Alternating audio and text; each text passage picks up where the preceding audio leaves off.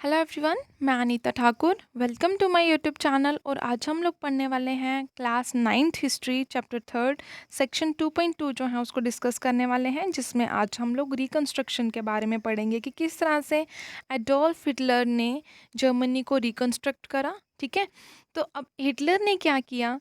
Hitler ने economy को recover करने के लिए, इकोनॉमी को स्टेबल करने के लिए इसकी रिस्पॉन्सिबिलिटी जो थी वो एक इकोनॉमिस्ट को दे दी, जिनका नाम था झलमर सचेत। ठीक है, जिनका एम क्या था कि पूरी तरह से प्रोडक्शन करी जाए, फुल प्रोडक्शन हो, फुल एम्प्लॉयमेंट हो पूरी स्टेट में, और हर इतना काम जो है वो मतलब स्टार्ट करा जाए जिससे हर एक पर्सन जो है वो एम्प्लॉयड हो सके, काम कर सके और अपनी अर्निंग निकाल सके। और इस प्रोजेक्ट में उन्होंने बहुत सारे हम लोग बोल सकते हैं फेमस जर्मन सुपर हाईवेज बनाए, सुपर कार्स बोल रही हूँ, बहुत सारी कार्स बनाई जिनको वॉल्क्सवैगन कहा जाता है, जो कि इंडिया में भी आज के टाइम पर मतलब बनाई जाती हैं। ऐसा नहीं है कि सिर्फ और सिर्फ वो जर्मनी में ही बनाई जा रही थी, मतलब जर्मनी में उस टाइम पर इंडस्ट्रीज़ लगाई गई थी ताकि ज़्यादा से ज़्यादा इन चीज़ों के प्रोडक्शन हो सके, मास एम्प्लॉयमेंट मतलब प्रोड्यूस हो सके।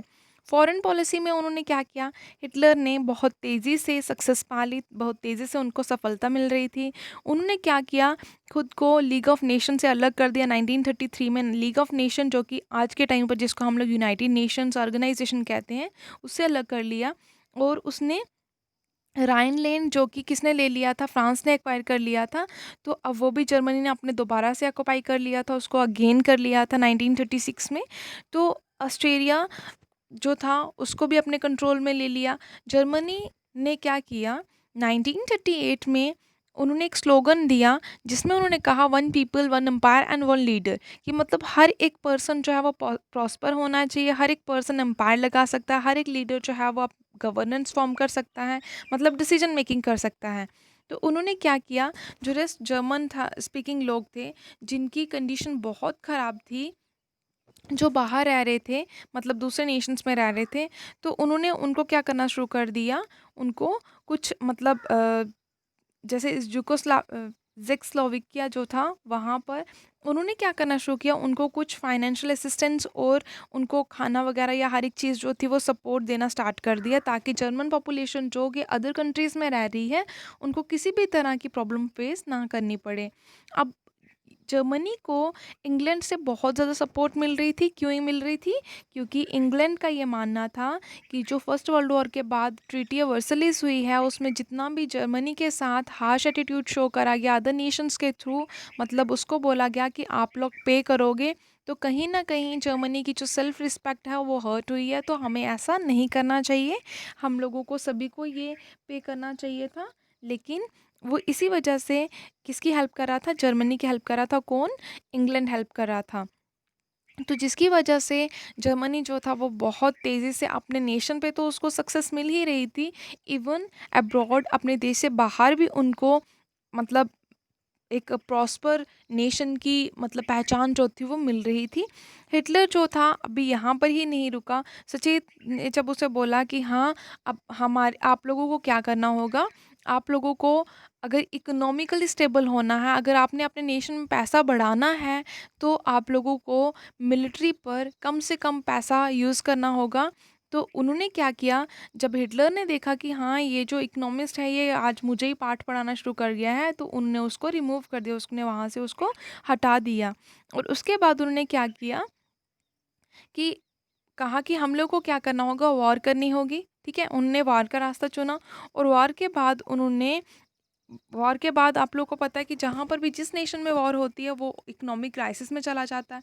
उनका मोटिव ये था कि अगर हम लोग वॉर करेंगे, जिस एरिया को कंक्योर करेंगे उसके रिसोर्सेज हमारे कंट्रोल में आ जाएंगे, हम अपनी एरिया की टेरिटरी को एक्सपैंड कर पाएंगे, एक्सपेंशन होगी हमारी टेरिटरी की।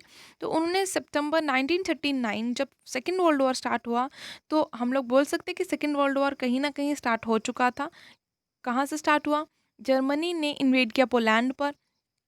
तो पोलैंड की वजह से क्या हुआ कि एक वॉर स्टार्ट होगी, क्योंकि पोलैंड, फ्रांस और इंग्लैंड के बीच में फ्रेंडली ट्रीटीज़ जो थी वो साइन थी कि अगर पोलैंड पर अटैक होता है, फ्रांस और इंग्लैंड जो है वो पोलैंड की हेल्प करेंगे। और अगर फ्रांस पर अटैक होता है, पोलैंड और इंग्लैंड दोनों जो मिलकर वो फ्रांस की हेल्प करेंगे। तो इसी बेसिस इंग्लैंड जो कि किसके साथ था, जर्मनी के साथ था, अब वो भी उसके अगेंस्ट हो गया क्योंकि उसने पोलैंड पर अटैक कर डाला था। तो सितंबर 1940s में ट्रिपेटाइट जो पैक्ट हुआ उसमें ये एक ट्रीटी साइन करी गई कि जर्मनी, इटली और जापान के बीच में कि हम लोग क्या करेंगे, हिटलर का साथ देंगे और इंटरनेशनल पावर में इसका एक जो बहुत इम्पोर्टेंट प्लेस बन चुका है इंटरनेशनल लेवल पे, तो हम इसका साथ देंगे। तो वर्ल्ड वॉर सेकंड जो थी वो स्टार्ट हो चुकी थी ऑलमोस्ट। अब पपेट जो रजीम्स थी, पपेट रजीम्स मतलब जो ट्रस्ट वर्दी बंदे थे हिटलर के, उन्होंने क्या किया, नाजी जर्मनी को जो सपोर्ट करते थे उनको जहाँ जहाँ पर हिटलर ने अपना राइन मतलब अपना कंट्रोल बना रखा था, जहाँ जहाँ पे उन्होंने टेरिटरीज को अपने मतलब रूल में रखा हुआ था, तो वहाँ पर उन्होंने नाजी जर्मनी के सपोर्टिव लोग जो थे वो भेज दिए, जो जर्मनी को नाजी जर्मनी मतलब हिटलर को सपोर्ट करते थे मान लीजिए, ठीक है। तो 1940 का जब एंड हुआ तो हिटलर जो था वो, उसके हाथ में पिनाकल का मतलब क्या हो गया कि वो एक टॉप मोस्ट पावर उसके हाथ में आ चुकी थी, मतलब कि सबसे ज़्यादा पावरफुल वो बन चुका था 1940s के टाइम पर। हिटलर जो था अब उसने क्या करना शुरू किया, उसने कहा कि अब मैंने छोटी-मोटी टेरिटरीज़ को तो अपने कंट्रोल में ले लिया है, अब मुझे क्या करना है, अब कुछ बड़े एरियाज़ को कंट्रोल में करना होगा, लाइक ईस्टर्न यूरोप को अपने कंट्रोल में लाना होगा। अब मुझे उसे कन्क्यूर करना है। उसने क्या किया, फूड सप्लाईज़ जो कि जर्मन पॉपुलेशन अदर नेशंस में रह रहे थे, उन्होंने उनको फूड सप्लाईज़ करना स्टार्ट कर दिया और उसने लास्ट फाइनली 1941 जून में अटैक कर दिया सोवियत यूनियन, जिसको यूएसएसआर कहा जाता था।